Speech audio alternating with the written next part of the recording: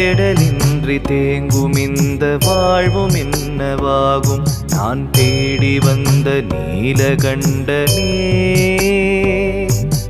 வாடி நின்ற போதில் என்னை தேற்றுகின்ற தெய்வம் ஒன்று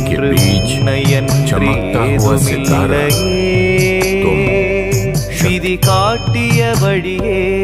மனம் போவது முறையே கதி நீ என வரும் மானிடர் குறை தீர்ப்பதுன் கடனே சிவன் சேவடி சுகமே அதை காண்பது வரமே சிவபோதனை தரும் பேரருள் சுடர் போல் வரும் துணையே சிவனே சிவனே உன் அம்பலத்தில் ஆடும் நாதனே